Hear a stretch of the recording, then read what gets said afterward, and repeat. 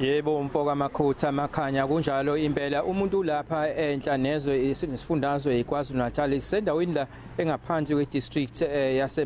yalapha eKing Cetshwayo okuthi ke inomasipala abaningana khona onkandla khona umlalazi njengamanje silapha eMhlathuze municipality lapha endaweni yaseSikhaleni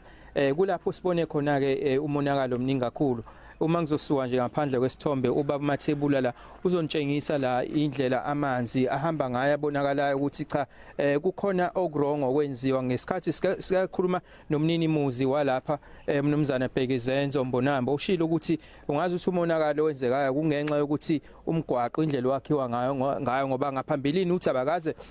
babe namanzi amaningi ngalolu hlobo awusekwenze ukuthi angena phakathi endlini zabo abasakwazi nokuthi benze ini ngaphakathi ngoba ngisho nezingubo zonke zimanzi konke konakele. Sikhuluma nobaba umeya ke la we district okuyibona ababhekekele inhlekelele ezenzekayo lapha kakhulukazi i district yonke ngaphansi kweKing Cetshwayo district municipality mnumzana Thamsanqa Ntuli okuyena kade ezobheka umonakalo endaweni eningi uzosichazela ke kabanzi nokuthi ithi amathimba abe inhlekelele ahambe azafinyelela kuphi nokumonakala nje suwonke emngakanani kakhulukazi lapha kwi district yakhe. Sibonga kakhulu baba uMphemba awusitshele nje umonakalo umnganani sazi ukuthi nangaphambilini isichotho lesoqala sika April sishaye kwezwela lapha endaweni yakho. Impela sashaya kwezwela ngoba kwalahleka imphefumulo kwakhona abantu abashonayo eMfolozi nala eMhlathuze nasemlalazi kwa abantu abaningi abangaphezulu kwa200 basala bengena emakhaya. Njengoba namanje njengoba imvula iqhubeka nje silapha eMhlathuze umonakalo usuqalile izindlu zisemanzini nomgwaqo kugcwele amanzi abantu bengakwazi ukungena nasemakhaya egcwele ngisho endlini ngaphakathi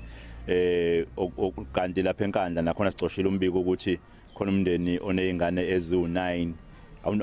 onamalunga awu9 kodwa abawele uphahla labo sathumela kusizo namanje njengeKing Cetshwayo amathimba ezenhlekelelo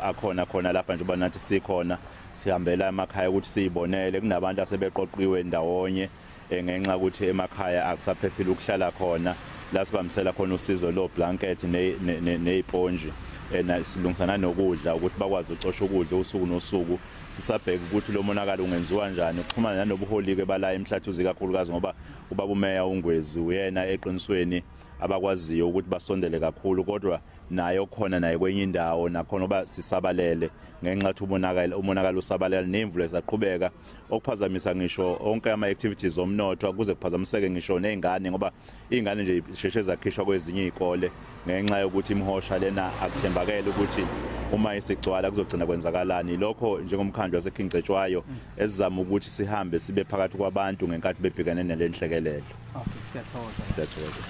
Yebo lona ke ubaba umeya we-district King Cetshwayo esho nokuthi ke abantu bazolithola usizi kakhulukazi laba abakhahlanyezwe izikhukhula ngoba uzokhumbula ukuthi le district yodwa ibe nabantu abane abashone ngezikhukhula lezi singathi zokuqala zika April nakulokhu ke imbiko yakamuva ke bingasitholi esinye isibalo sabantu abashonile ikakhulukazi kule district esikuyona eKing Cetshwayo. Sibonga kakhulu sibole emuva kunina. Asibonge Vusi ubesibikela esesikhaleni eRichards Bay.